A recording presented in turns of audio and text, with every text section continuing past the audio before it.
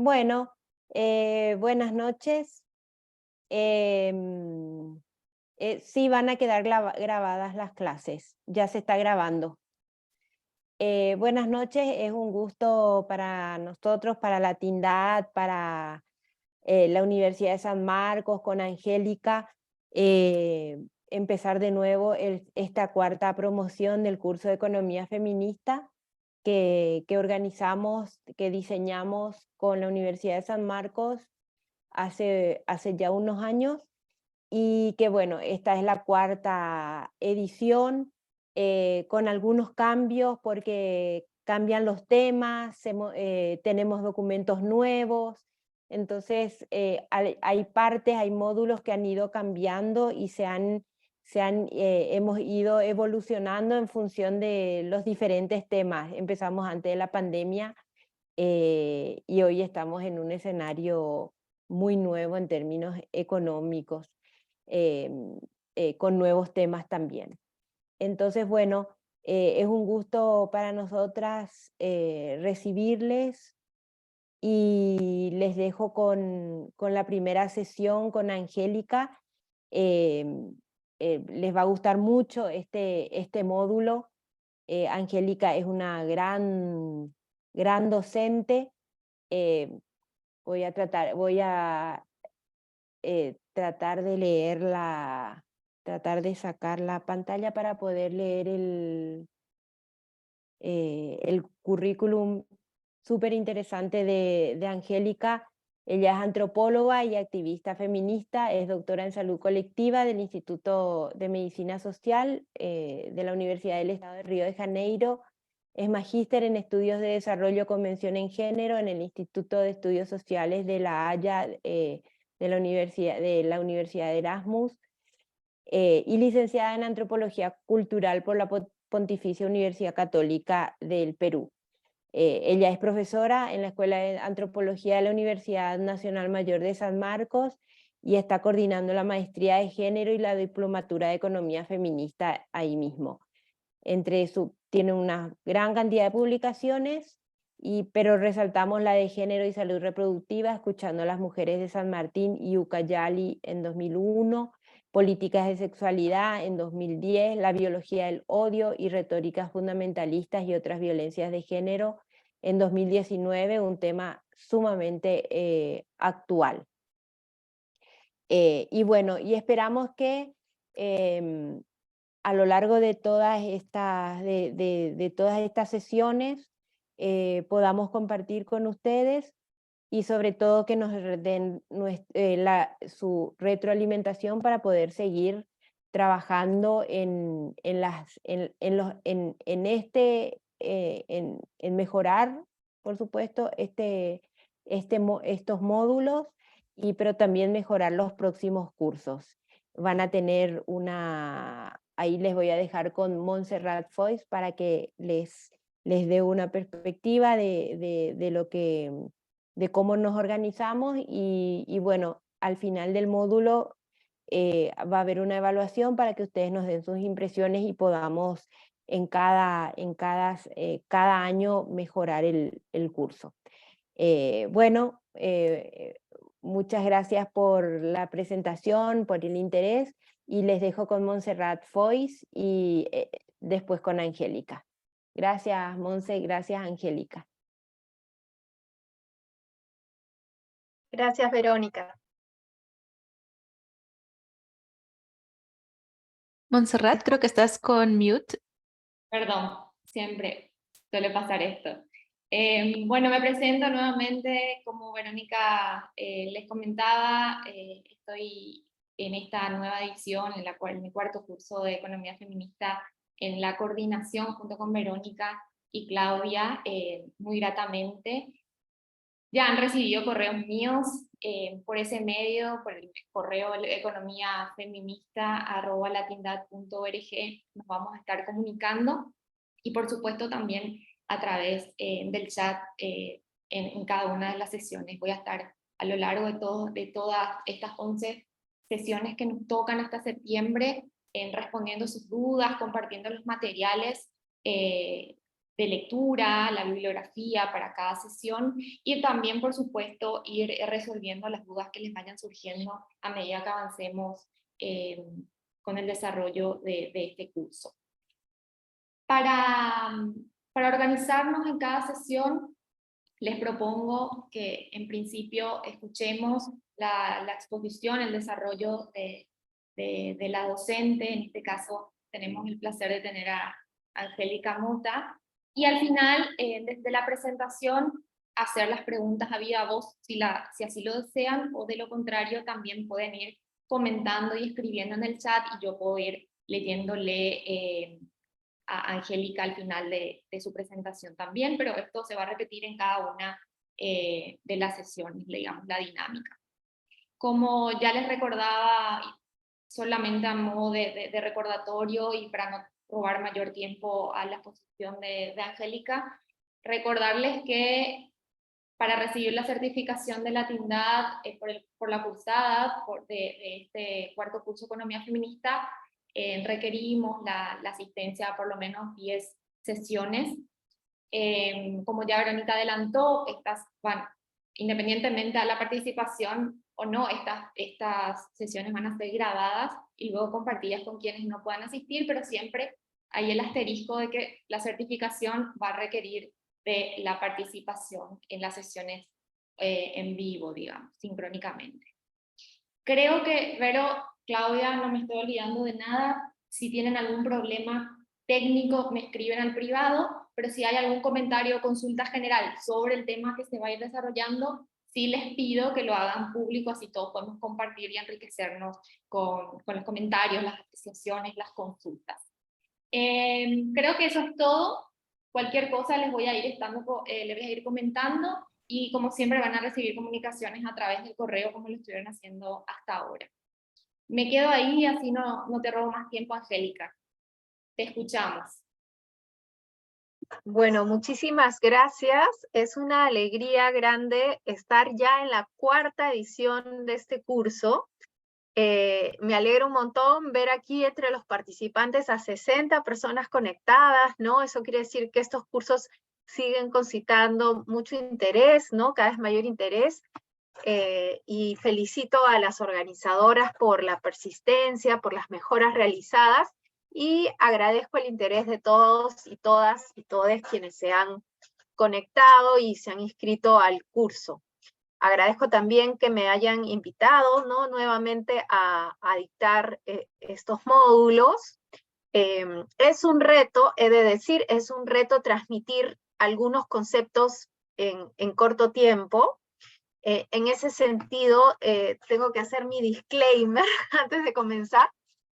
Hablar de la teoría de género es hablar de un campo altamente complejo, diverso, con muchas perspectivas, y tener que reducir a 2 sesiones me fuerza a hacer algunas elecciones. Entonces, solo para decir que voy a tratar de darles un panorama bien amplio, ¿no?, en esta primera sesión de la genealogía, de lo que ha sido el pensamiento para llegar a lo que llamamos teorías de género, ¿no?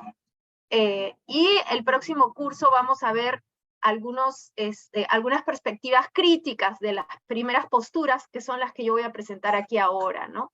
Entonces es un poco, seguir un poco en la historia, ¿no? Cómo así surge algo a lo que llamamos teorías de género, ¿no? Entender de dónde viene, cómo se configura y cómo se va complejizando, ¿no? Esa parte de la complejización la vamos a ver la próxima semana en la segunda sesión. Entonces, voy a comenzar. A ver.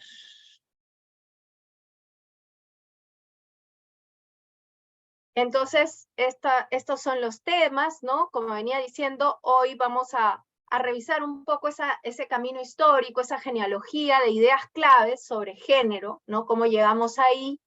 Y la próxima semana vamos a ver 2 perspectivas críticas que han enriquecido mucho, ¿no?, esta teorización sobre el género, como son el enfoque interseccional y la perspectiva decolonial. Ambos enfoques se han construido, digamos, desde lugares de una mirada, digamos, disidente de lo hegemónico, ¿no? Y donde mujeres feministas pensadoras, ¿no? Afroamericanas y latinoamericanas, ¿no? Han dado un aporte y han complejizado las ideas sobre el género. Entonces, el día de hoy me voy a centrar más en la genealogía a nivel del norte global, que es donde surge, digamos, la propuesta de la teoría de género, pero también veremos que eso tiene sus matices, ¿no? Y la semana 2 vamos a ver cómo esta teoría es enriquecida desde el pensamiento afroamericano, de las feministas afroamericanas y desde feministas latinoamericanas también, ¿no? Entonces eso es un poco lo que vamos a hacer en estas dos clases. El día de hoy, para trabajar el tema de la genealogía y las ideas claves sobre el género, vamos a tener un poco estos puntos, ¿no? Vamos a trabajar la disputa central, digamos, que da pie a la teorización sobre el género, que es esta disputa con las ideas, los sentidos comunes sobre el determinismo biológico, ¿no? Vamos a ver los aportes de algunas precursoras en el pensamiento sobre el género. También vamos a ver el aporte desde la psicología y la psiquiatría, ¿no? Que son quienes traen las categorías sexo y género. Y luego vamos a ver cómo se llenan de un contenido político desde los feminismos de los años 60, 70 en el norte global. Y ahí vamos a ver algunas autoras importantes rápidamente, como Gail Rubin, luego más adelante también la propuesta de Joan Scott para entender el concepto de género, ¿no? También vamos a ver qué cosa quiere decir patriarcado, una palabra que se usa mucho, ¿no? De dónde viene, a qué se refiere. Entonces, básicamente eso es lo que vamos a trabajar el día de hoy. Voy rápidamente al primer punto. Determinismo biológico, la disputa. ¿Por qué empiezo por acá? ¿No? Empiezo por acá porque cuando hablamos de sistemas de ordenamiento jerárquico de la vida social, ¿no? Y hay varios sistemas jerárquicos de ordenamiento de la vida social, ¿no? Podemos pensar en la clase social, ¿no? Digamos, a las personas se las ordena jerárquicamente según que pertenecen a, ¿no? Una clase más alta, ¿no? De mayores ingresos, o una clase más baja, con ingresos más limitados, ¿no? Y alrededor de eso pues, se construyen un conjunto de significados de valor, ¿no? De valorización social. Y esto pasa no solamente en lo económico, pasa también, por ejemplo, en la historia colonial, ¿no? Si nos fijamos, pues, en países como los nuestros, los latinoamericanos, muy marcados por los procesos coloniales, ¿no? Tenemos una herencia colonial del racismo, ¿no? Y hay entonces una estructura étnica, digamos, una clasificación étnica en nuestras cabezas, ¿no? Que hemos heredado de la colonia, que constituye un sistema también jerárquico de clasificación de los seres humanos, donde unos se colocan en un lugar de más valía que otros, ¿no? Por supuesto son sistemas que no son legítimos, ¿no? Que son espurios, pero que funcionan en nuestras sociedades, lamentablemente, donde hay una valorización y una jerarquización de los seres humanos. Y lo mismo el género, ¿no? También tenemos una clasificación de los seres humanos que es ordenada jerárquicamente. Y si ustedes se ponen a pensar en todos estos sistemas de ordenamiento social y de jerarquización, ¿no? Suelen haber discursos sobre la naturaleza humana que justifican esto, ¿no? Entonces, por ejemplo, en el tema racial, ¿no? De hecho, como dice el sociólogo peruano, como dijo el sociólogo peruano Aníbal Quijano, uno de los fundadores de la perspectiva de la colonialidad del poder, que la trabajaremos la próxima semana, ¿no? Él nos dice cómo a lo largo del proceso de colonización, ¿no? Uno de los elementos centrales para poder afirmar ese dominio colonial fue crear el concepto de raza, ¿no? El concepto de raza es decir, que hay personas de razas diferentes a las cuales les corresponden características diferentes y por lo tanto posiciones sociales diferentes, lugares diferentes en la estructura económica, ¿no? Entonces así, quienes son, digamos, considerados de la raza indígena, ¿no? O negra, ¿no? Serán consideradas personas con una naturaleza dada para el trabajo, un fuerte trabajo físico, ¿no? Sin inteligencia necesaria para roles directivos, ¿no? Y de liderazgo en lo social, en lo político, y propiamente también en la esfera económica. Entonces, los trabajos remunerados eran considerados trabajos, digamos, adecuados para personas blancas, básicamente, ¿no? Entonces, este constructo de raza, ¿no? Esta diferenciación de los seres humanos por un conjunto de características y esta asignación de un valor social, de un lugar social, de un rol y de un tipo de posibilidad de acceso a recursos económicos, ¿no? Se crea en la colonia y de alguna manera la arrastramos hasta el día de hoy. Y la idea central de esta idea, de este constructo de raza, es que es natural, ¿no? Que naturalmente las personas pues están configuradas así, con posibilidades más hechas para el trabajo unos, más hechos para el liderazgo otros, más hechos para, digamos, para ganar más dinero unos, para ganar menos otros, ¿no? Entonces, así como se justifican las jerarquías y las diferencias raciales en la naturaleza a través del constructo de raza, algo parecido ocurre con el género, ¿no? Se establece que entre seres con estas corporalidades diferentes hay un abismo de diferencia y a cada uno de estos seres les corresponde un lugar social diferente, hacer tareas diferentes, a unos tareas que son más valorizadas y donde se gana más dinero, a otras tareas que son propias de supuestamente su naturaleza y que las deben hacer gratis, porque cuidar de otros es parte de su rol maternal, por ejemplo, ¿no es cierto? Entonces, ¿qué es lo que, digamos, pasa aquí como un todo, ¿no? Vemos que en la historia de Occidente, sobre todo, las ideologías que han justificado estructuras jerárquicas de dominación siempre se han sostenido en la idea de que hay una naturaleza que lo justifica. Que aquí no hay ninguna construcción social injusta, esto simplemente es la naturaleza desplegando su desarrollo inevitable, ¿no?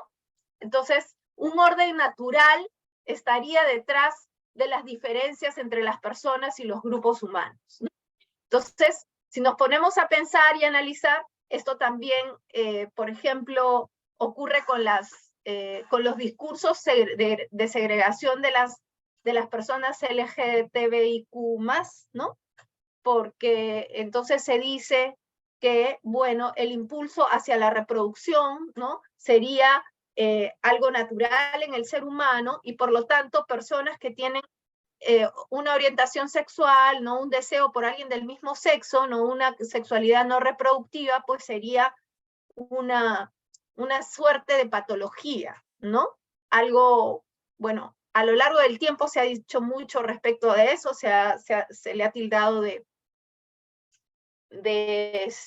algo que va contra Dios, ¿no? O contra las leyes, y así a lo largo de la historia, pero también hay mucho esta idea de una naturaleza ¿no? que se ha perdido por el mal camino, y entonces todo este tema de la patologización. En fin, solo para poner un panorama más grande de cómo el sentido común sobre lo natural, cuando hablamos de jerarquías, ¿no? Y aquí nos interesa ver el tema de hombres y mujeres, sobre todo el tema de género,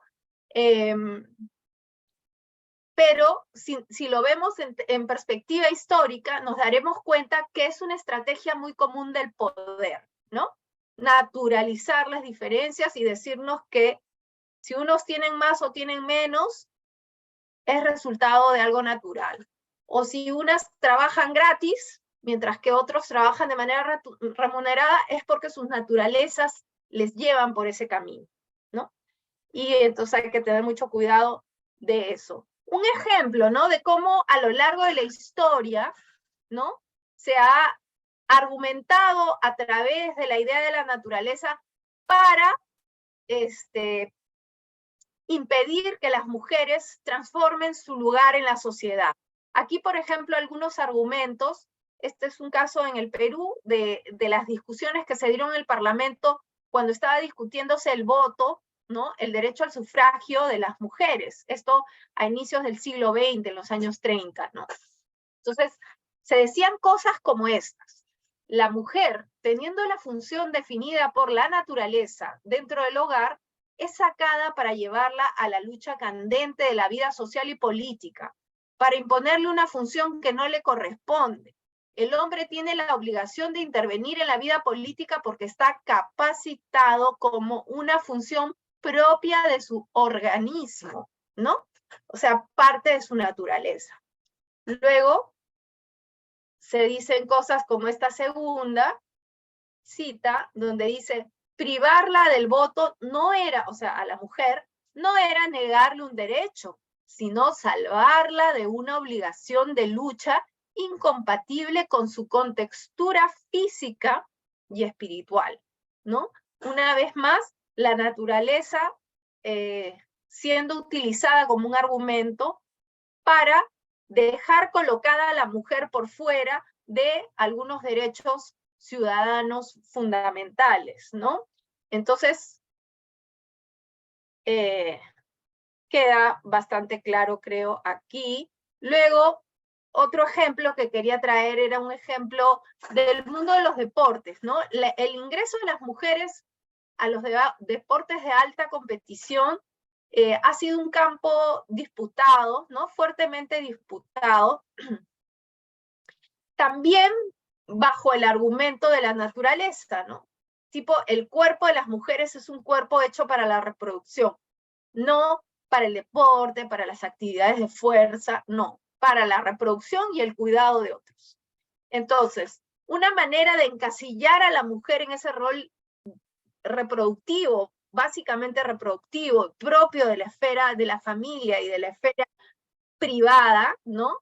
Es, bueno, argumentar que no se puede salir de ahí por un conjunto de cuestiones, y en el caso del deporte se apelaba nuevamente mucho a su naturaleza. Entonces, por ejemplo, el fundador de las Olimpiadas modernas, ¿no? Pierre de Coubertin, a inicios del siglo XX decía esto: el deporte femenino es contrario a las leyes de la naturaleza, ¿no? Así de claro. Y esta foto que vemos aquí es una foto de Karin Schweitzer, que fue la primera mujer que corrió la maratón de Boston en 1967. Veamos que ya hacia bien entrada la segunda mitad del siglo XX, ¿no? O sea, realmente estas cosas han funcionado de una manera bien segregada hasta hace poco y todavía en muchos aspectos, ¿no? Y bueno, aquí vemos cómo ella, lo que pasó con Katherine Schweitzer es que ella se inscribe en la maratón usando sus iniciales, porque sabía que como mujer la podían sacar, o la podían no permitir la participación. Entonces, como se inscribe con sus iniciales, le dan su número, todo, le asignan un número, y ella entra a la carrera, pero cuando ya está corriendo, los organizadores se dan cuenta. Y miren ustedes, ¿no? El tipo de el rostro aquí, esta foto de un tipo que la trata de sacar de la carrera es muy expresivo de cómo el sistema social, digamos, intenta mantener a las mujeres, y en ese tiempo mucho más fuertemente, ¿no? Intentaba mantener a las mujeres por fuera de ciertos espacios, ¿no? Con la idea de que, pues, su naturaleza no es para eso, sino para otras cosas que le convienen más a las estructuras del sistema, en este caso, de la economía capitalista, ¿no? Tener a una mujer en casa, ¿no? A cargo de las labores reproductivas, ¿no? Reproduciendo la fuerza de trabajo, ¿no? El día a día, ¿no? En el día a día es lo que está mucho de por medio, ¿no? En este tipo de organización del género. Bueno. Y entonces, ¿cuáles son los principios clave, ¿no? De este determinismo biológico que yo he mencionado, ¿no? El determinismo biológico, ¿no? Es una corriente de pensamiento que pretende encontrar las bases del comportamiento y la personalidad de los seres humanos en la biología. Es decir, además, entendida la biología de una manera muy particular, ¿no? Como radicalmente separada de lo social. Y entonces es más bien un pensamiento biologicista, diría yo, más que biológico como tal, ¿no? Porque de hecho la disciplina de la biología ha venido desarrollándose en los últimos tiempos de una manera muy compleja, ¿no? Donde se admiten estas relaciones entrañadas entre lo social, lo biológico, lo psicológico, ¿no? Pero el determinismo biológico es otra cosa, ¿no? Es una corriente de pensamiento, digamos, que está muy enfocada en encontrar en la biología, en la anatomía humana, las explicaciones para los comportamientos, ¿no? La personalidad, ¿no? Todo como un reflejo, básicamente, de lo genético, ¿no? Y en ese sentido se propone una esencia del ser humano que es asocial, que no tiene que ver tanto con su contexto social, su momento histórico, no. O sea, los seres humanos tienen un conjunto de características físicas y por lo tanto eso se proyecta en su vida más allá de cualquier cosa como una esencia universal, ¿no? Y dentro de esa forma de pensamiento, dentro de esa corriente de pensamiento, ¿no? El ser humano entonces queda entendido como un ser con una naturaleza inflexible, porque es uno de una manera y siempre será así, más allá del momento histórico, más allá de las condiciones sociales, ¿no? Y no estaría susceptible al cambio, sino que siempre repetiría los mismos patrones, ¿no? Y un ejemplo, ¿no? Dentro del campo científico, por ejemplo, de este determinismo biológico, es la sociobiología. La sociobiología es el estudio de las bases biológicas del comportamiento humano. Esta fue propuesta por Edward Wilson, ¿no? En los años 70, y lo que él intentaba hacer, y quienes lo seguían, es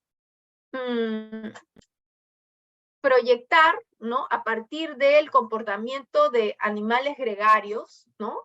Animales con ciertos comportamientos sociales, ¿no? Extrapolar de ahí algunas, digamos, normas a los humanos, ¿no?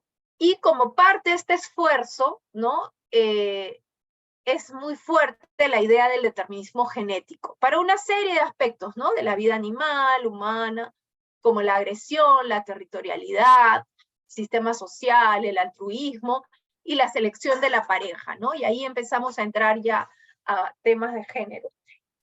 Está muy vinculada con la teoría del gen egoísta de Dawkins, ¿no? Esta idea de que los seres humanos seríamos prácticamente como vehículos para la perpetuación de los propios genes, ¿no? Como que hay una fuerza más allá de lo racional y de la voluntad, ¿no? De los seres humanos, donde hay como una dirección que sale más allá de cualquier cosa en la búsqueda de la reproducción como una forma de perpetuación de la propia genética, ¿no? Y a eso Dawkins le llama la teoría del gen egoísta, ¿no? Hay un gen que busca a toda costa reproducirse, ¿no? Y perpetuarse en el contexto de la vida, ¿no? Y en ese sentido,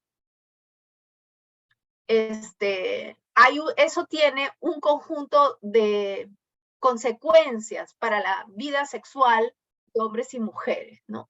Entonces, este señor Wilson, por ejemplo, decía cosas como estas, ¿no? Son declaraciones que por ejemplo, dio en el New York Times en la época en que estaba más en boga lo que proponía, decía cosas como estas. En las sociedades de caza y recolección, los hombres cazan y las mujeres se quedan en casa. Esta marcada inclinación persiste en la mayor parte de las sociedades industriales y agrarias, dice. Ya solo sobre esta base parece tener un orden genético.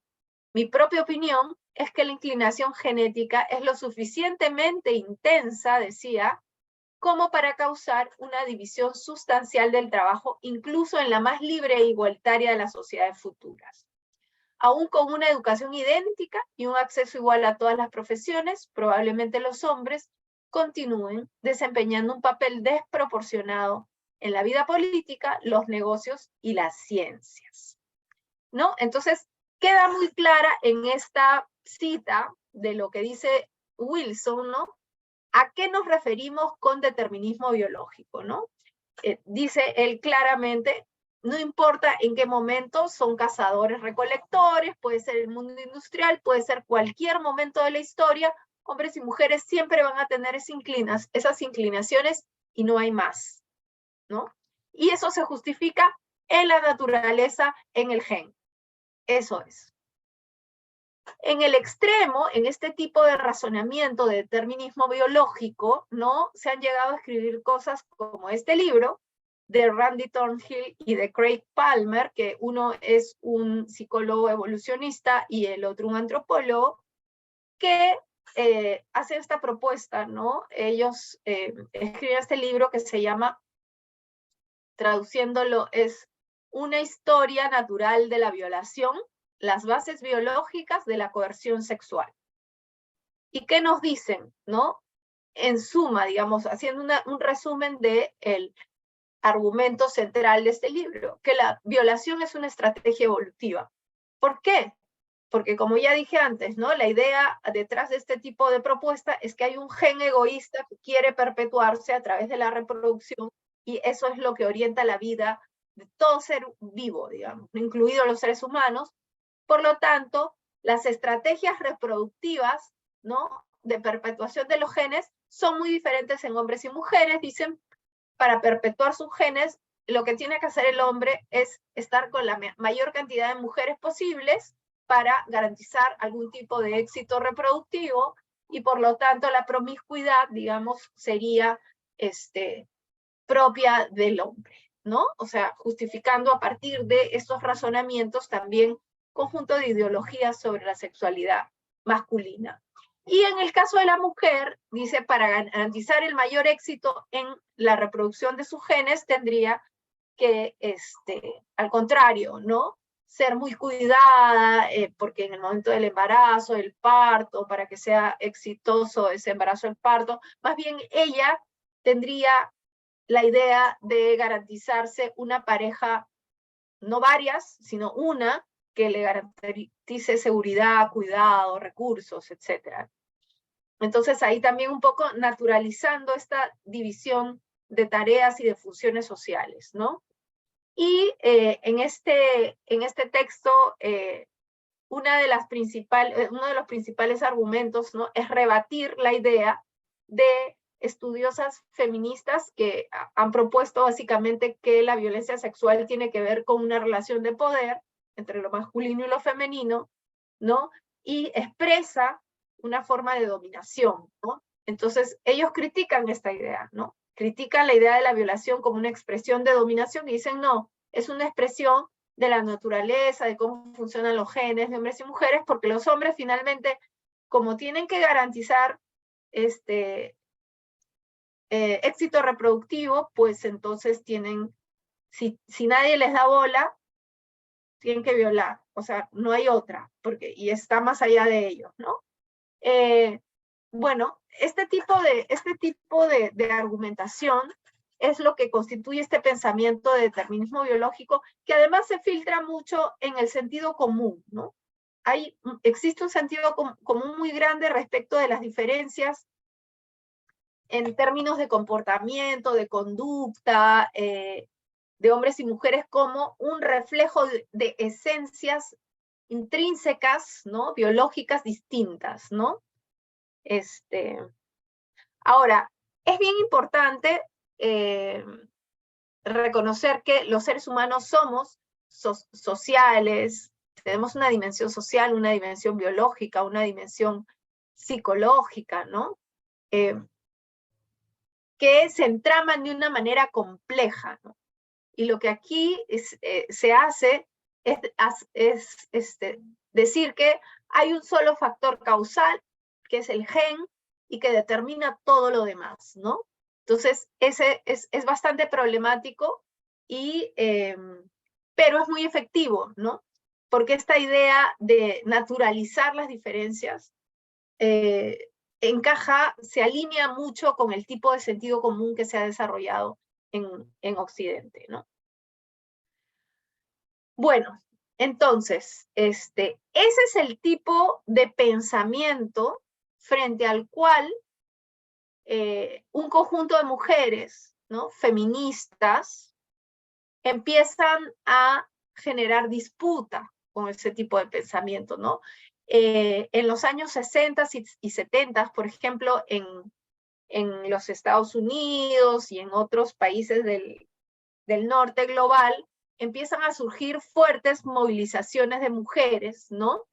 Que empiezan a decir que no es así, que el lugar de la mujer en la sociedad no era correcto, ¿no? Que estaba privada de muchos derechos y que estaba en muchos lugares, en muchos contextos, ¿no? Recluida en el espacio doméstico haciendo labores de cuidado, y que su rol de madre no tenía por qué atarla a ese tipo de roles, ¿no? Y un poco una frase que se usaba y que creo que sintetiza muy bien esta disputa con el determinismo biológico es que señalaban: biología no es destino, decían las feministas de los años 60 y 70. Entonces, esta disputa con los argumentos del determinismo biológico era muy fuerte, ¿no? Entonces era decir, nuestra condición de mujeres en términos, digamos, anatómicos, biológicos, capacidades reproductivas, ¿no? No tiene por qué convertirse en un destino social, ¿no? De un conjunto de comportamientos y de lugares restringidos de desarrollo social para las mujeres, ¿no? Pero hasta llegar a ese punto en que finalmente las teorías de género se consolidan, ¿no?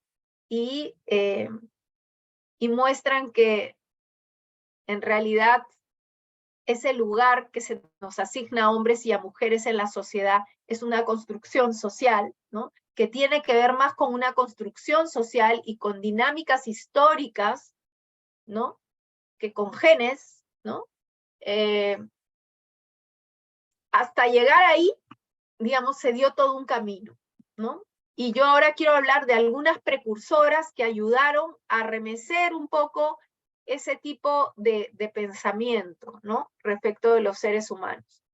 Una primera precursora a la que me quiero referir es a Margaret Mead. Margaret Mead... ¿Por qué el audio no funciona? ¿Perdón? ¿Alguien quería preguntar algo? No, ya. Bueno. Entonces, una precursora, digamos, que fue muy importante para empezar a poner en tela de juicio este tipo de pensamiento, ¿no? De determinismo biológico, fue Margaret Mead, que es una antropóloga norteamericana, quien hizo importantes estudios etnográficos en las islas del Pacífico, ¿no? En particular en Nueva Guinea.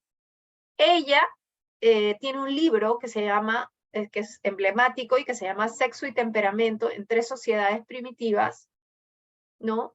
Vamos a poner ahora entre comillas lo de primitivas, pero en aquella época era el lenguaje que se usaba, ¿no? Hoy en día ya no tiene lugar hablar de primitivos desde la antropología, en fin. Entonces, ¿qué pasa con este texto? ¿No? Este es un texto fundacional, es un texto muy importante, porque Margaret Mead, allá por los años 30, ¿no? En fines de los 20, que hace todo su trabajo de campo, empieza a darse cuenta que la manera en que vivían y se organizaban hombres y mujeres en su vida social, familiar, era una manera muy diferente a la que ella conocía de las sociedades occidentales, de los Estados Unidos, donde ella había crecido, ¿no? Y entonces le parece interesante empezar a trabajar esto desde una perspectiva antropológica, ¿no? Y recoge datos de 3 sociedades que ella visita, ¿no? Los Arapesh, los Chambuli y los Mundu Gumor. Entonces, ella reporta cómo los Arapesh, por ejemplo, ¿no? Ella dice, es un grupo humano donde digamos, los temperamentos de las personas, tanto hombres como mujeres, ¿no? Son temperamentos, dice, muy pacíficos, ¿no? Hay mucha armonía en las relaciones y hay una tendencia muy fuerte al cuidado del otro, ¿no? Y de hecho, en menos medida los hombres, pero también los hombres, ¿no? Hombres y mujeres se dedican al cuidado de los niños de estas comunidades. Entonces, ella concluye sobre los Arapesh que eran como una sociedad donde el temperamento y el rol social estaba muy feminizado, entendiendo lo femenino de Occidente, ¿no? Si se traslada a esa categoría, ella dice, son como mujeres, ¿no? Un poco acá, los seres humanos en general. Luego, en el caso de los Mundugumor, dice, los Mundugumor, en cambio, eran sociedades muy violentas, ¿no? Todos temperamentos muy iracundos, ¿no? Donde las relaciones tenían un nivel de conflicto muy alto, ¿no? Y inclusive en el terreno de la sexualidad, del cortejo, ¿no? Tenía formas un poco abruptas, ¿no? Dice ella, un poco fuertes, ¿no? Y entonces ella concluye, ¿no? Y estoy haciendo un resumen bien resumido, ella concluye, bueno, en esta sociedad los seres humanos tienen un temperamento muy masculino, decía, ¿no? Son como hombres todos, hombres y mujeres, ¿no? Si se considera el referente occidental. Y finalmente los Chambuli, decía ella encuentra que hay una división de roles que era como particular, porque las mujeres se dedicaban a la pesca, a la organización digamos, de las actividades económicas centrales, y los hombres estaban más vinculados con la ritualidad. Entonces, en la medida en que estaban más vinculados con la ritualidad, pues estaban todo el tiempo preparando los ornamentos, ¿no? Propios de los rituales, qué sé yo. Y entonces ella decía, bueno, esto de que las mujeres estén más en las actividades de pesca y los hombres más en lo ritual, ¿no? Le hacía sentir como que una inversión en relación con Occidente, ¿no? Y decía, el tipo de intereses que desarrollan hombres y mujeres se parecen más a algo invertido, ¿no? De lo que pasa en Occidente, ¿no? Entonces era como el mundo al revés. Entonces ella decía, por un lado, encuentra esta sociedad en donde todos son como hombres, o donde todos son como mujeres, o donde hay una suerte de inversión de roles, ¿no? Para decirlo de una manera rápida y fácil, ella lo desarrolla de una manera mucho más compleja, pero ese es el sustrato de lo que quería decir. Imagínense un libro que diga esto en 1935. Entonces, fue un libro muy, digamos, muy fuerte, recepcionado de manera muy controversial, ¿no? Y lo que básicamente hacía este libro, ¿no? El gran aporte de Margaret Mead fue poner en entredicho esta visión biologicista y universalista que sostenía que la organización de la familia, la división sexual del trabajo dentro de la familia moderna, era una suerte de universal, ¿no? Así innato. Entonces era decir, aquí hay otras historias, ¿no? Y otras formas de organización de la vida social y de las relaciones y de los temperamentos de hombres y mujeres, ¿no? Entonces, al desnaturalizar, ¿no? Y decir, es posible que sea de otra manera, depende de dónde, ¿no? De qué cultura sea, de qué momento histórico para ese grupo social, ¿no? Entonces, hubo mucho rechazo a lo que ella dijo de ciertos sectores sociales, ¿no? Es más, luego han habido también críticas muy fuertes de su trabajo, ¿no? Muchos años después, un antropólogo varón se fue a los mismos grupos sociales y criticó y dijo que no era así, pero claro, pasadas décadas, las cosas cambian tanto que tampoco era posible saber si lo que él decía pues tenía sentido, ¿no? Porque lo que ella había encontrado eran décadas antes y las cosas se transforman, pero en fin. El punto es que dentro de lo que es el pensamiento sobre el género, ¿no? Es decir, este entendimiento de que la manera en que nos colocamos hombres y mujeres en la vida social es producto de una construcción social, ¿no? Es el resultado de cómo se organizan las sociedades en sus estructuras de poder, ¿no? Básicamente, ¿no? Y que por lo tanto, hombres y mujeres no somos lo que somos por el reflejo de un gen o de una forma de organización, digamos, de las células y de la anatomía de nuestros cuerpos, sino que hay un conjunto de estructuras, ¿no? Que dicen cómo debemos ser y a qué nos debemos dedicar y cómo nos tenemos que vestir, y etcétera, etcétera, etcétera, ¿no?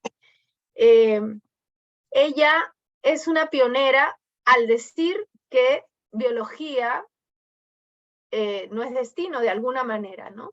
Lo estaba diciendo aquí. Ella no habla de relaciones de poder todavía en ese momento, simplemente muestra la diversidad posible de formas de organización de la vida de hombres y mujeres. Pero ya solo eso era un elemento importante para remecer las visiones biologicistas y estáticas, ¿no? Respecto a lo que eran hombres y mujeres. Otra precursora importante, ¿no? Nuevamente estamos refiriéndonos a alguien del norte global, es Simone de Beauvoir, que es una pensadora francesa, que tiene un libro también muy emblemático de la primera mitad del siglo XX, que se llama El segundo sexo, y donde ella propone esta frase que se ha hecho muy famosa, ¿no? Es la frase más famosa de Simone de Beauvoir, que no se nace, sino que se deviene mujer. Entonces, ella, ¿qué quería decir con esto? Pues que no se nace, es decir, uno se convierte en mujer a lo largo de su historia de vida, ¿no? No es que el rol, la posición social, ¿no? Lo que finalmente te configura como mujer no tiene que ver tanto con cosas que te vienen al nacimiento, sino cosas que te vienen por una historia, ¿no? De ingreso a un mundo cultural, social, político, económico, que te colocan en un lugar específico, ¿no?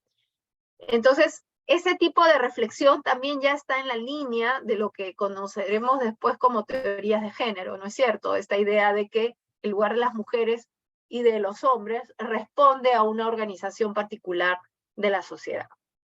En este libro del segundo sexo, ella nos dice que la humanidad es masculina y el hombre define a la mujer no en sí misma, sino en relación al hombre. Él es el sujeto, él es lo absoluto, ella es la otra. ¿Qué quiere decir esto, no? Pensemos en un ejemplo rápido. cuando hablamos de la humanidad, ¿no? Muchas veces se intercambia por el hombre. ¿Por qué? Porque digamos, esta categoría hombre tiene la capacidad de representar a toda la humanidad. En cambio, si decimos la mujer, a nadie se le ocurre pensar que a partir de esas palabras se está representando a toda la humanidad. Porque uno tiene la posibilidad simbólica de representar a toda la humanidad y la otra no, la otra, ¿no? Eso es lo que sobre lo que nos estaba llamando la atención Simone de Beauvoir. Vivimos en un mundo que está configurado simbólicamente de tal manera que el hombre es la representación más perfecta de lo humano y la mujer es la otra, ¿no? Y que la mujer se construye entonces como un segundo sexo, ¿no? ¿Alguien quiere hacer una pregunta? ¿Han Sí, levantado la mano? sí, más que todo una observación, a lo que señalas, porque siempre se ha configurado el tema de hombre, hombre, y es que la historia, ¿quién ha escrito? Hombres. Así es. Incluso uno, a ver, voy al extremo, lo religioso. La Biblia, ¿quién la escribió? Hombres. Ujú. Por eso incluso los 4 evangelios son de puro hombres. Y se sabe que Jesús, una persona que sí existió, también se relacionó con mujeres de Ujú. manera social, también su proyecto que él hizo, ¿no? Entonces, ese es el tema, ¿no? Lo que sí ahorita me he quedado, sinceramente sorprendido, es cómo, con las imágenes que ha mostrado durante la historia, o sea, cómo prácticamente sí, pues, o sea, hoy por hoy se entiende por qué la mujer reclama su derecho a también tener su participación. Se trata también como un ser humano porque durante el transcurso de la historia no han sido tratadas así. Ese hecho de esa fotografía, esa captura de pantalla donde la mujer atleta estaba corriendo y viene un hombre y la saca, ya dice mucho, ¿no? De cómo la mujer pues prácticamente ha sido ninguneada y hoy por hoy Ujú. puedo comprender un poco más por qué hay un feminismo incluso hasta radical existente, ¿no? Porque, claro, hay mujeres que acertaron, pues, ¿no? Se hartaron de este anonimato o este rechazo hacia ella, cuando también es un ser humano como nosotros, los hombres, ¿no? Somos seres humanos, ¿no? Esa era mi observación. Gracias, Roger. Bueno, entonces continuando, lo que dice Roger es interesante porque justamente esta capacidad de representación que tiene la categoría hombre respecto de la humanidad que no tiene la mujer, que como dice Simone de Beauvoir es la otra, ¿no? Tiene que ver con que toda la historia de la humanidad, el hombre ha construido las narrativas de lo humano, de la historia, de todo. Entonces ha hecho un universo a su medida, ¿no?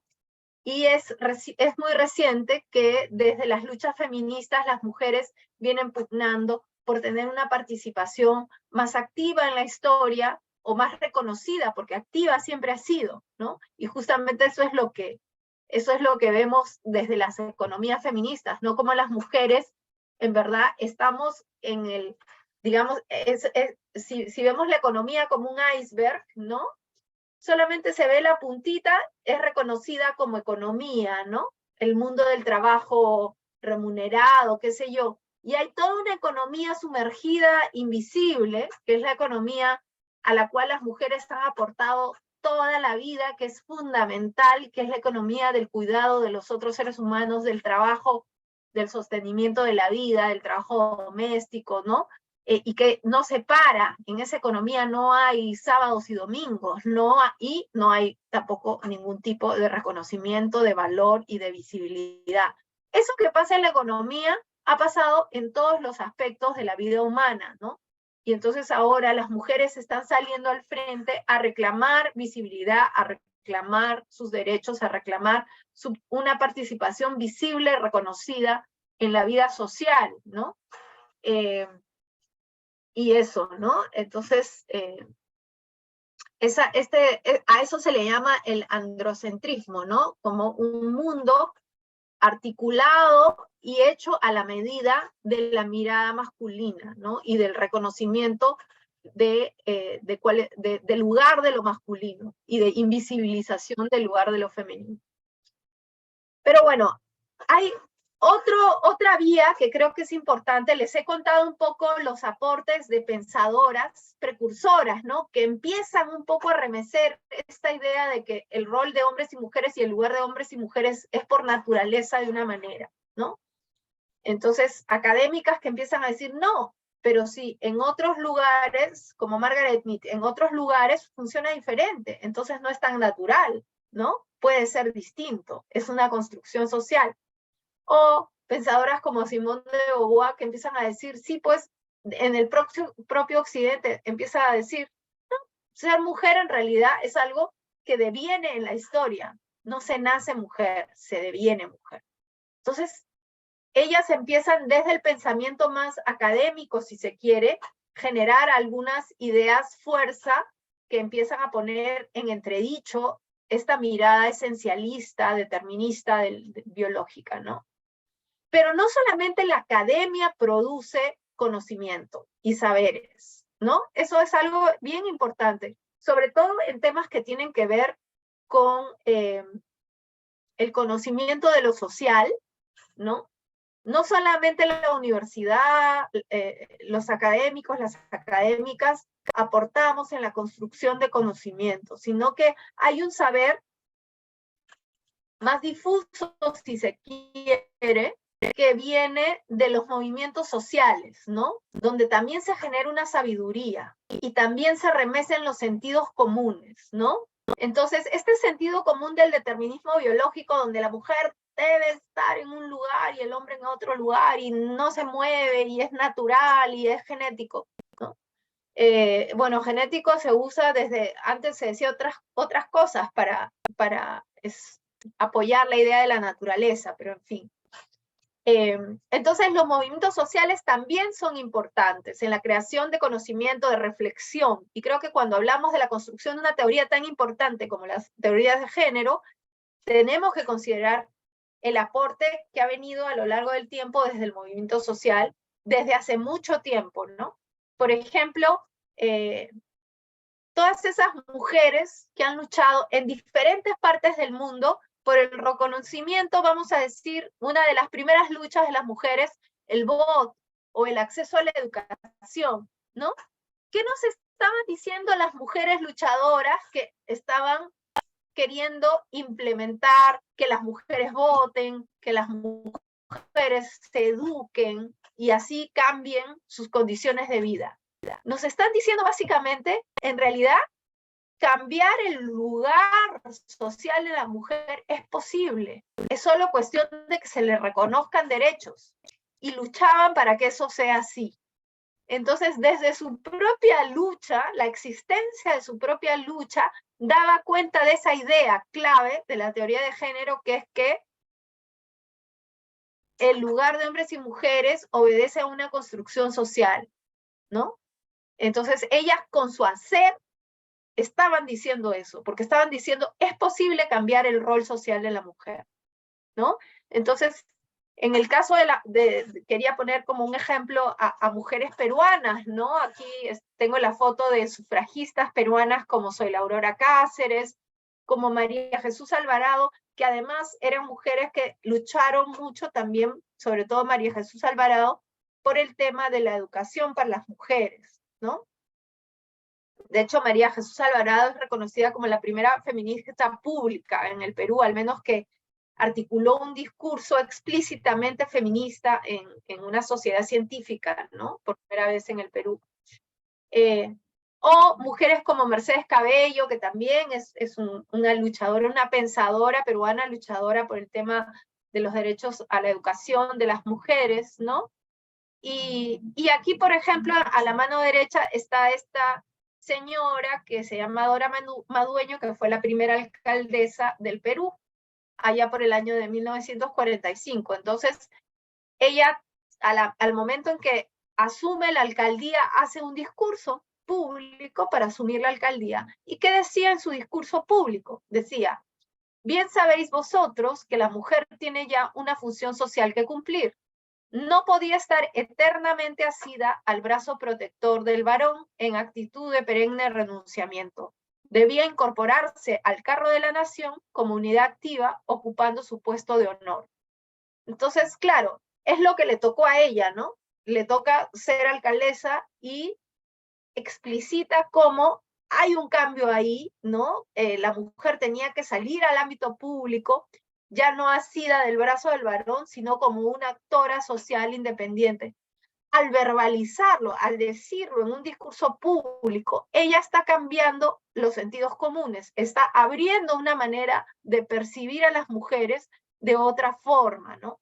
Entonces, en ese sentido es que digo que no solamente la academia produce saberes que transforman, sino que también en las luchas sociales y en esas mujeres que abrieron camino, ¿no? En cuanto a ganar derechos para las que veníamos detrás, también hay una sabiduría y también hay un aporte a todo eso que se acumula como finalmente las teorías de género.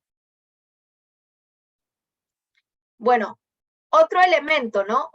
Otra vertiente desde la cual surgen ideas que van abonando hacia esas teorías de género. La psicología y la psiquiatría en los Estados Unidos en los años 50, ¿no? Que es un momento importante, es un momento de posguerra, Segunda Guerra Mundial, ¿no? ¿Qué pasó en la Segunda Guerra Mundial, ¿no? Ideas de determinismo biológico, ¿no? Desde el lado racial, desde los nazis, llevaron el mundo al acabose, ¿no? Entonces fue un momento en que se reconoció que en realidad había que tener una manera de pensar al ser humano más amplia, más integral, y lo social empieza a tener más espacio en el pensamiento, ¿no? Se empieza a rechazar más fuertemente estos determinismos biológicos, ¿no? Laura, ¿sí? Bueno, me han encontrado todos los ejemplos, Angélica. Muchas gracias por el recorrido y ha quedado muy claro. Solamente quería hacer como una acotación sobre, desde mi punto de vista, ignorar diferencias biológicas como y genéticas reales también puede tener consecuencias negativas en las mujeres. O sea, hay, por ejemplo, ciertos fármacos o drogas que las mujeres y los hombres metabolizan de manera distinta. Y tiene que ver con una cuestión hormonal, por ejemplo. Entonces, muchos de los estudios clínicos que se hacían, por lo menos en Estados Unidos, solamente en hombres, tenían un impacto distinto en las mujeres.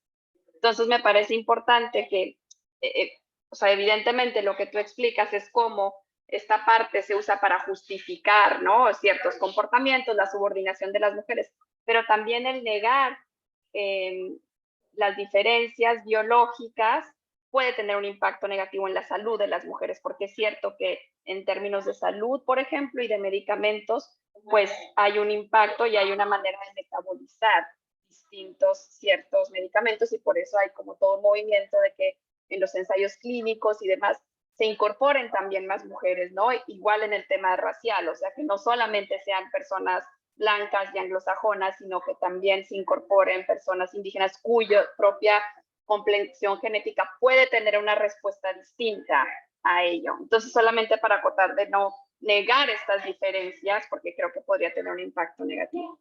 Uh-huh. Muchas gracias, Laura. Me parece bien importante lo que señalas. De hecho, lo que señalas, ¿no? No considerar una diversidad, digamos, de seres humanos para las pruebas de ensayos de medicamentos y de un conjunto de sustancias que luego van a ser utilizadas para la salud humana, tienen que ver con este androcentrismo y el racismo, ¿no? De pensar que la medida de lo humano es el hombre blanco y de ciertas características, ¿no? Justamente, no es abrirse a la pluralidad, y entender que la humanidad es plural, ¿no? La humanidad es plural. Y la crítica del determinismo biológico, y eso lo dije al inicio, pero me encanta que hayas hecho esta acotación porque me sirve para reforzar una idea, ¿no? El determinismo biológico no es biología, ojo, el determinismo biológico es una manera de entender, una manera estrecha de entender la biología, ¿no? Es una manera, hasta podemos decir manipulada de entender la biología para justificar una estratificación social. Ahora, eso no quiere decir que la biología no exista y que los seres humanos no somos cuerpo también, y que nuestras corporalidades tienen diferencias, ¿no?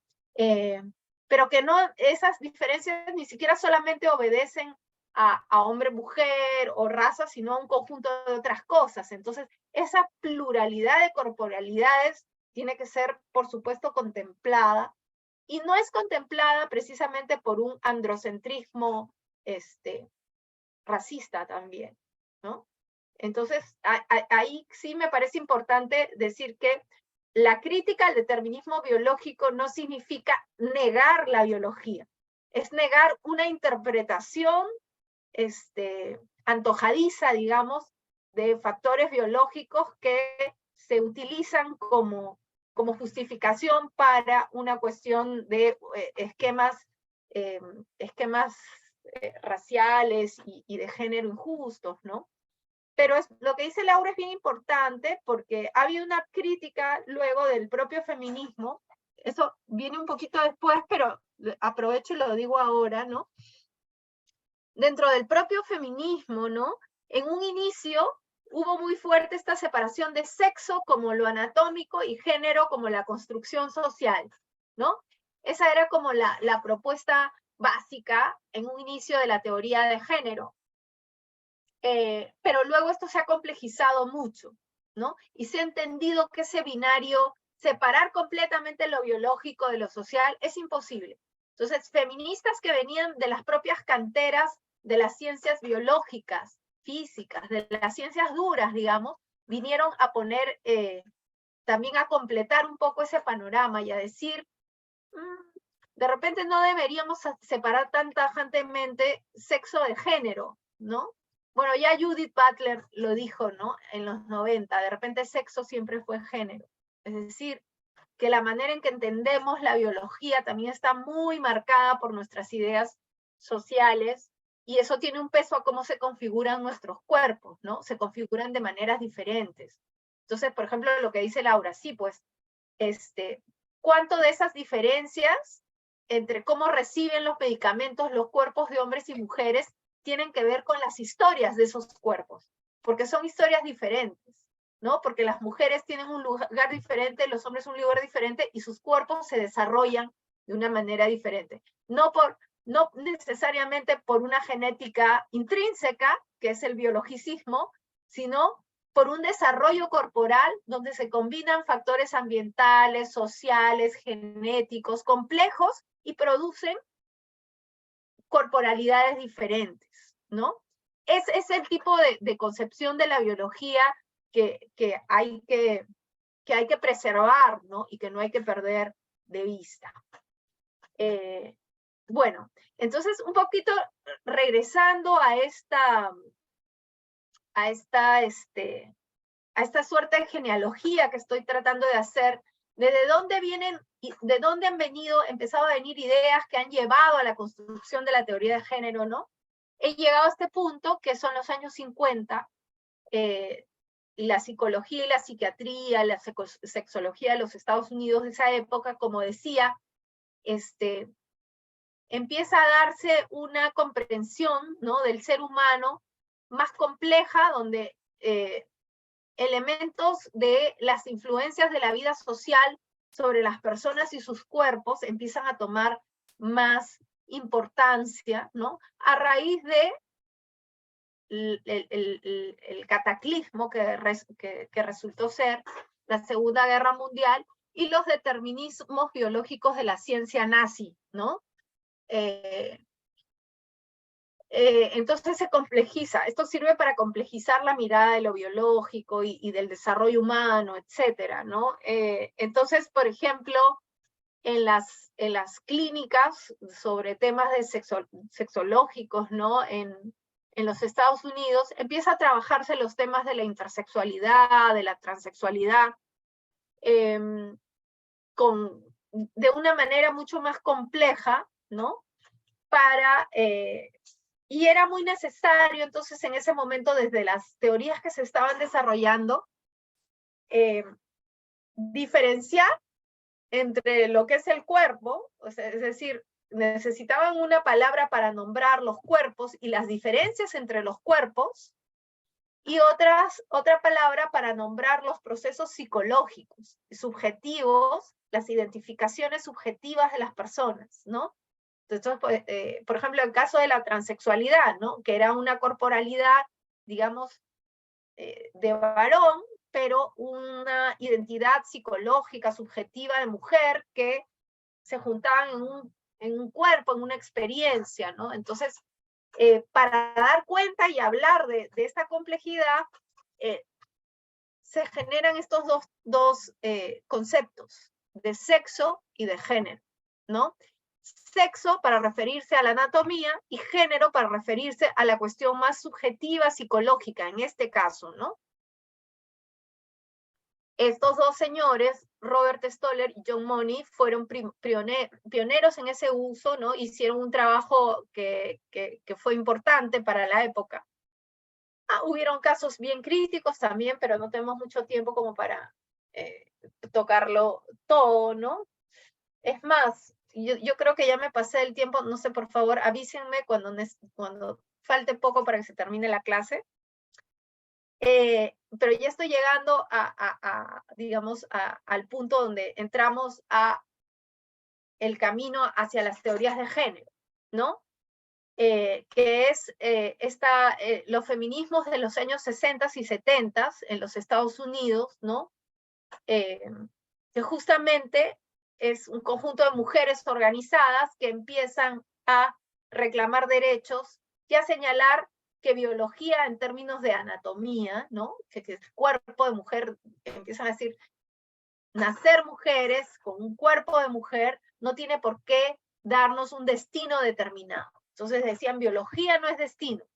Nosotras podemos, más allá del tipo de corporalidad que tengamos, de los roles o de las funciones reproductivas de nuestros cuerpos, tenemos el derecho a tener vidas más libres, ¿no? Emancipadas y tal. Entonces, ahí un poco empieza también, además de todos los activismos feministas y las luchas, empiezan procesos de reflexión profundo respecto a lo que es el lugar de las mujeres en la sociedad, y en ese contexto es que empiezan a surgir las teorías, primero los estudios de la mujer, así empieza, ¿no? Estudios de la mujer, muchas pensadoras generando ideas, teorías, ¿no?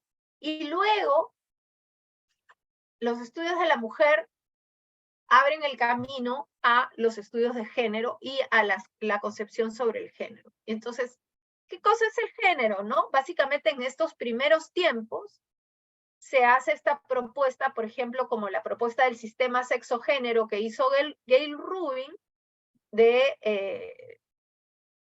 poder, donde se separaba, ¿no? Sexo por un lado, género por el otro, sexo entendido como lo anatómico, género entendido como lo socialmente construido, ¿no? Y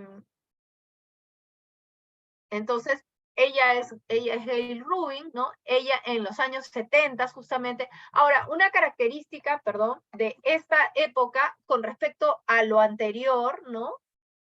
A la palabra sexo y género como era usada en la psicología, en la psiquiatría, en la sexología, aquí se le llena de contenido político.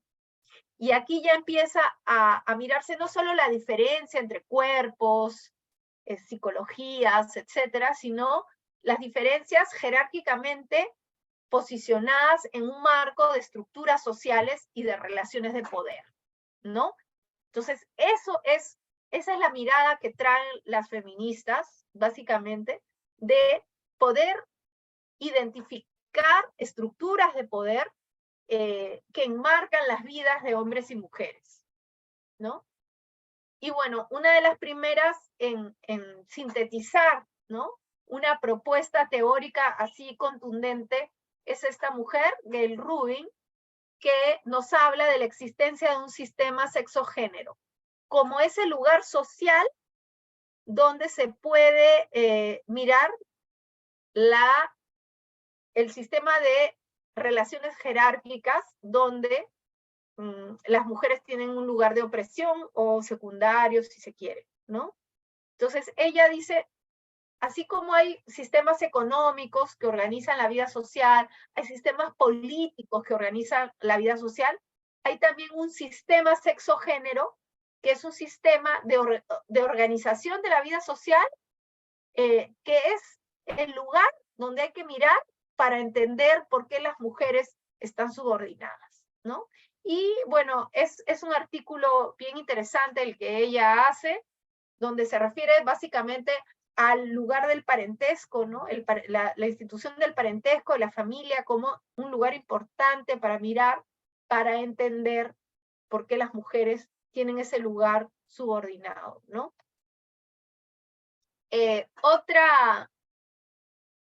Y aquí ya quiero entrar a algo un poquito más contemporáneo, ¿no?, que de fines del siglo XX, esta mujer, Joan Scott, propone una definición que me parece que es bastante interesante sobre género, porque tiene muchas dimensiones, ¿no? Ya para entender entonces de qué va la propuesta de la perspectiva de género como categoría teórica, ¿no? Entonces, Scott, por ejemplo, lo que nos dice es que el género es un elemento constitutivo de las relaciones sociales, basadas en la diferencia que distinguen a los dos sexos, ¿no? Entonces, claro, es un elemento de las relaciones sociales, ¿no?, que le da forma a estas diferencias entre los sexos, ¿no?, a un nivel social, ¿no? Pero además, ¿no?, de esas diferencias configuradas socialmente, dice ella, el género es una forma primaria de relaciones significantes de poder. ¿Qué quiere decir? Que no solamente quiere decir diferenciar dos categorías, ¿no?, hombre, mujer, con sus significados sociales cada una. No, no es solo decir, esta es una cosa y esta es la otra, sino es decir, una está por encima y otra está por debajo, ¿no? Ordenarla jerárquicamente. Cosa que, por ejemplo, Margaret Mead no hizo, ¿no? Ella nos habló de las diferencias que habían en diferentes culturas, pero no abonó a entender el tema de la jerarquía y del poder, ¿no? Y aquí ya estamos entrando, sí, en ese momento, ¿no? Ahora, Joan Scott lo que nos dice es que hay que mirar en 4 dimensiones para entender cómo funciona el género en la sociedad, ¿no? No es una cosa solamente de la vida de los hombres y las mujeres como personas, como individuos, sino que el género nos permite mirar la sociedad en su complejidad, ¿no? Lo masculino y lo femenino como elementos simbólicos organizan no solo la vida de hombres y mujeres, sino organizan el mundo. Entonces, ella dice, por ejemplo, y tiene que ver con lo que acabo de decir, el género tiene una dimensión simbólica, ¿no? Hay un conjunto de símbolos disponibles en relación a lo femenino y lo masculino, ¿no?, que nos ayudan a ordenar el mundo y, por supuesto, las vidas de hombres y mujeres, ¿no? Entonces, ¿cuáles son, por ejemplo, símbolos importantes respecto de la feminidad, del ser mujer, ¿no? Un símbolo importante, a ver, Scott habló de, por ejemplo, Eva como tentación, o María, pureza, ¿no? Creo que ahí también podríamos incorporar, ¿no?, como un ejemplo, además muy relevante para este curso, ¿no?, el tema de la maternidad, ¿no? La mujer madre es un símbolo cultural potente, enorme, ¿no? Para pensar lo femenino y para pensar la mujer. O sea, las mujeres se definen sobre todo como madres. En nuestras sociedades latinoamericanas eso es fuertísimo. De hecho, en el Perú hay una encuesta que nos dice que más de la mitad de la población peruana piensa que una mujer primero tiene que cumplir con sus deberes de madre y esposa y después ocuparse de sus sueños como persona. Y esa es una encuesta que se hace muy regularmente y se hace esta pregunta siempre. Y todavía la última versión de la encuesta, más del 50%, si no me equivoco, el 56% de la población peruana piensa que una mujer, primero madre y esposa, y segundo, sus sueños y lo que ella quiera desarrollar como ser humano, ¿no? Independiente. Entonces, simbólicamente, esta figura de la maternidad es de un peso enorme para la configuración de la vida de las mujeres. Bueno, eso, por ejemplo, es la dimensión simbólica, ¿no? Cultural, ¿no? Hay símbolos que circulan respecto a lo que significa ser hombre y mujer. Y el género tiene que ver con el reconocimiento de eso, ¿no? De esa dimensión. El género también ayuda a mirar y explica el tema normativo, ¿no? Hay conceptos normativos que manifiestan las interpretaciones de los significados de los símbolos, ¿no? Entre los conceptos normativos están, por ejemplo, las doctrinas religiosas, las doctrinas educativas, la ley, ¿no? Etcétera. Montserrat, dime. Ya llegamos al final. Discúlpame, estamos, como arrancamos 5:20, estamos a 10 minutos de cumplir la 1 hora y media, si no estoy equivocada. Y ya. para luego habilitar a preguntas, ¿sí? Dale, termino esta diapositiva y empezamos con las preguntas. Entonces, están los símbolos, están los conceptos normativos, están las instituciones, ¿no? Y organizaciones sociales, que es otro aspecto que está configurado y que configura género, como la familia, el mercado de trabajo, ¿no? Son cosas completamente marcadas por el género y que también reproducen, ¿no? El sistema de género, el lugar del hombre y la mujer tal como lo conocemos, ¿no?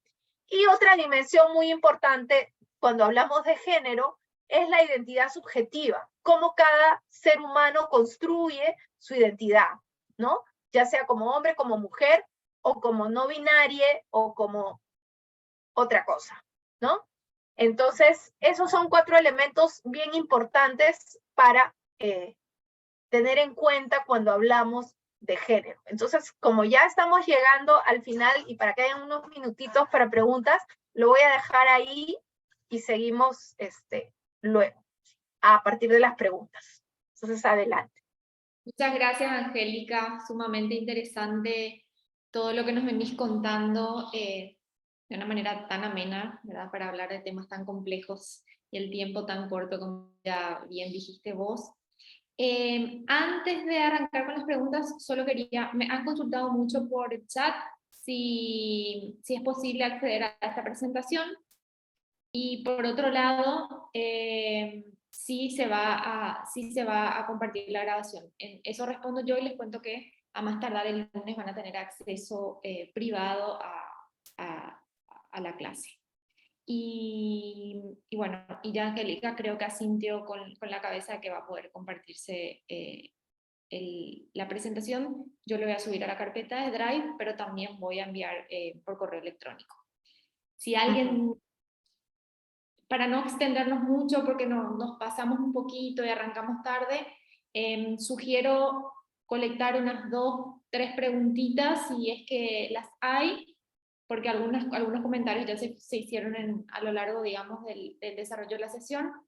Si no, nos quedamos por aquí para no pasarnos. Hay gente que se tuvo que retirar por cuestiones de arreglos de cuidado, que bueno, que se va complicando. Así que voy a ver aquí si tengo algún comentario en el chat. Te cuento, Angélica, se conversó mucho sobre esto que apuntaba, sobre la diferencia entre sexo y género y esta separación no tan pertinente, ¿verdad? Esa crítica que se hace a esa separación total de pensar a esas categorías de manera separada y no interrelacionadas. En algunos casos consultaron por qué no es posible pensar o está o es poco preciso pensar separadamente o aisladamente las categorías de sexo y género. Eso estuvieron intercambiando mucho acá en el chat. Eso es un punto. Pero si por ahí alguien más tiene una consulta para hacerla viva voz, este es el momento. Habilita su micrófono y hace la intervención. Bueno, aquí felicitan por la sesión, muchas gracias. Yo no sé si te gustaría, Angélica, como para cerrar, hacer algún comentario sobre esto que te estaba mencionando. Y Milagros, Dale. justo Milagros levantó la mano. A ver, Buenas. Milagros. Hola, Milagros. Hola Angélica, qué gusto poder escucharte. Gracias por compartir esta sesión de introducción que sienta las bases tan importantes para entender las teorías del género. Yo había lanzado una pregunta por el chat en el momento en el que estabas desarrollando los argumentos de la sociobiología y del determinismo biológico, y me llamaba mucho la atención porque lo contrastaba con varios de los argumentos fundamentalistas, ¿no?, de determinadas iglesias que justamente sostienen que existen argumentos científicos, ¿no?, para señalar que solamente existe el hombre y la mujer, ¿no? Entonces me parece muy interesante que podamos también profundizar en eso, porque estos argumentos fundamentalistas deben merecer una respuesta del calidad, ¿no? O sea, y mi pregunta era si también existen algunos argumentos o desarrollos teóricos que a partir de lo biológico, ¿no?, del estudio biológico, más bien contrarresten el determinismo biológico. Entonces sería bien interesante poder contar con esa información, y bueno, muchas gracias al equipo también por organizar el curso. Muchas gracias, Milagros, porque has traído a la conversación un tema importante, ¿no? Y que además es muy actual, estas arremetidas conservadoras fundamentalistas de grupos de extrema derecha, ¿no?, que lo que buscan básicamente es sostener las jerarquías. Y ahí es bien interesante cómo vemos que el sistema de género y el sistema económico funcionan de manera vinculada, ¿no? Nada más claro que estas campañas fundamentalistas que nos dejan ver esto de manera clarísima, ¿no? Porque esta defensa del patriarcado que hacen, nuevamente con muchos argumentos biologicistas, vamos a decir no biológicos, sino biologicistas, que apelan a la biología pero de una manera engañosa, ¿no? Estos argumentos biologicistas donde nos dicen, no, la naturaleza dice hombre-mujer y con determinadas vocaciones, ¿no? Hablan de vocaciones, ¿no? La vocación a la maternidad de la mujer es innegable, es natural y no se diga más y ya está, ¿no? Y el lugar que ha tenido el hombre históricamente, resaltando en un conjunto de lugares, es porque, bueno, es su naturaleza y así está y ya está. Entonces, esa defensa que hacen del patriarcado, apelando a la biología, a la naturaleza, ¿no? Como siempre, ¿no? Esto es algo que hemos visto histórico. Va de la mano con una defensa de un tipo de modelo económico, ¿no? Al menos aquí en el Perú, y esto es global, ¿no? Pero yo conozco un poco los debates que se dieron en el Perú respecto de la educación sexual, ¿no?, y el enfoque de género en la educación, y la manera en que se usaba un lenguaje que apelaba a la defensa del neoliberalismo al mismo tiempo, ¿no?, que se apelaba a que no haya educación con enfoque de género, era increíble, ¿no? Ese es un match, pero total, entre neoliberalismo y defensa del patriarcado. ¿Y por qué, no? ¿Por qué la defensa de un sistema económico desigual necesita la defensa del patriarcado? ¿Cómo se vinculan esas cosas, no? Pues porque ahí voy a usar un argumento de la antropóloga Rita Segato que me parece bien interesante, que yo comparto. Ella dice, el género ha sido la primera plantilla del poder, en la historia de la humanidad, ¿no? Ha sido la primera plantilla del poder, de la diferencia jerárquica, ¿no?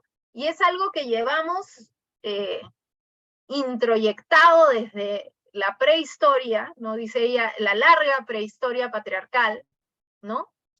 Y entonces ella dice, si en algún momento, ¿no? Si pensamos un poco el mundo y todas sus estructuras jerárquicas de clase, étnicas, racistas, ¿no? Todas, ¿no? Como estos acróbatas que hacen torres humanas en los circos, dice, la base de toda esa torre sería una mujer. Entonces, si tú sacas a esa mujer, todo se cae. Es como, ¿y por qué? ¿Qué significa esto? Que la estructura de género, no, la manera de pensar la jerarquía está muy mediada por el género. Nuestras analogías de cómo entender la superioridad, la inferioridad, están muy atravesadas por el género, ¿no? Si tú quieres ridiculizar a alguien, poner a alguien en un lugar de minorización, muy rápidamente ese lugar de minorización es simbolizado a través de lo femenino, ¿no? Como un lugar espurio, poco valorado, ¿no? Entonces a un hombre lo peor que le puedes decir es que es gay, ¿no? A un hombre, digamos, heterosexual, en los grupos de hombres, las bromas sobre lo gay, sobre lo homosexual son muy fuertes, ¿no? Porque se simboliza la minorización y la ridiculización a partir de lo femenino. Entonces, en ese sentido yo comparto esta idea de que retirar a la mujer de ese lugar hace que se caigan los poderes, de alguna forma, ¿no? De que se remesa en general el pensamiento jerárquico. Y yo creo que eso lo han entendido bastante bien los poderes, ¿no? Más grandes de este planeta, y por eso han salido con todo a defender el patriarcado y hablar de una ideología de género nefasta y hacer campañas millonarias para defender el patriarcado, ¿no? Que defender el patriarcado significa defender la jerarquía, defender la diferencia, naturalizar la desigualdad, ¿no? Y esto es lo que se hace desde los poderes económicos también. Respecto de la pregunta, para no irme sin responder, ¿por qué no dejar bien separado sexo y género, no? Parece fácil, ¿no? Decir, claro, sexo es la anatomía, género es lo socialmente construido, y así hemos avanzado en nuestras reflexiones feministas, hemos ganado derechos, hemos ganado sentidos comunes también, ¿no? Poco a poco, digamos, las políticas públicas de muchos de nuestros países tienen enfoque de género, al menos en lo formal. Entonces, ¿por qué ponernos a complejizar más esta idea de sexo-género, no? Yo creo que es importante complejizar porque efectivamente la vida, digamos, humana es más compleja que eso, ¿no? Nada se reduce a binarios. Nada se reduce a binarios y el pensamiento sobre el género tampoco se puede reducir a binarios. Entonces, en cuanto a sexo-género, voy a poner un ejemplo para entender por qué en verdad no están separados sexo y género, sino que están muy interconectados. Es como el cuerpo del ser humano, lo que llamamos, digamos, la parte anatómica, ¿no? El cuerpo o el sexo, si quieren, ¿no? No se puede entender, uno no puede entender un cuerpo sin entender en qué estructuras sociales y en qué momento histórico y bajo qué influencias ambientales ese cuerpo se desarrolla. No existe un cuerpo más allá de lo social, ¿no? Casi que no existe un cuerpo más allá de lo social. Yo les voy a recomendar un libro, porque no tengo mucho tiempo para hablar. Voy a desarrollar una idea, pero como ha sido un tema que les ha gustado, hay un libro que se llama Cuerpos Sexuados, de Anne Fausto Sterling. Está el PDF en línea. Yo les voy a mandar el link para que lo revisen. ¿Ya? Ella es una bióloga, digamos, respondiendo a lo de Milagros. Ella es bióloga y se ha dedicado a desarrollar argumentos en ese sentido, ¿no? Desde la biología. Y ella propone, ¿no? El primer capítulo de ese libro se llama Duelo a los dualismos, ¿no? Es decir, duelo a esa perspectiva binaria que separa lo corporal de lo social de manera muy fuerte, ¿no? Entonces ella lo que dice es que son cosas muy vinculadas, ¿no? Nuestros cuerpos son producto de lo social, por un lado, y por otro, la manera en que clasificamos los cuerpos son decisiones sociales. Entonces ella dice, ¿por qué decimos que solamente hay dos cuerpos, de hombre y mujer? La categoría hombre y mujer como una categoría, como un reflejo de la biología, ¿es precisa? ¿Podemos decir que es preciso? ¿No es cierto? O sea, de ahí partió el feminismo, ¿no? La teoría de género, diciendo, bueno, naturalmente hay dos cuerpos, hombre o mujer. Eso es un dato de la naturaleza. Luego hay una construcción social que es el género. Pero hombre o mujer hay, ahí está, es objetivo, es la naturaleza. ¿De verdad es la naturaleza? ¿Acaso solamente hay dos tipos de cuerpo si consideramos las características biológicas? Y los intersexuales, y dentro de los intersexuales las diferentes manifestaciones y combinaciones que hay. Entonces, esta señora, la Anne Fausto Sterling, una vez escribió un pequeño artículo, y si tuviéramos 5 sexos, decía ella. Y desde una argumentación biológica, ella decía cómo se podían separar, se podían clasificar 5 categorías, considerando a los intersexuales, 3 tipos de intersexualidad, más hombres y mujeres, y 3 tipos de intersexualidad. Decía, si quisiéramos, podríamos convenir que en la naturaleza, entre comillas, hay 5 sexos. Entonces, decir que hay 2 es es arbitrario. Es una construcción social. Entonces, desde esa perspectiva, ¿no? Podríamos considerar que el sexo también es socialmente construido. Y por lo tanto, como dice Judith Butler, el sexo siempre fue género, siempre fue una construcción social. Continuamos la próxima clase. Muchas gracias, Angélica. Muchas gracias a todas las personas que se han conectado y se han quedado hasta esta hora, casi 57 personas, Angélica. Interesantísimo. Han recibido un montón de felicitaciones y de aplausos por esta exposición brillante y tan esclarecedora. Así que será hasta la próxima. Van a recibir más comunicaciones de mi parte, con más información, con nueva bibliografía e información acerca de cómo seguirán las siguientes sesiones. Así que bueno, les mando un abrazo y muchas gracias por la atención y la participación. Hasta la próxima semana. Gracias. Chao, Gracias. gracias. Hasta la próxima semana. Muchas gracias, buenas tardes. Chao, gracias. Chao, gracias.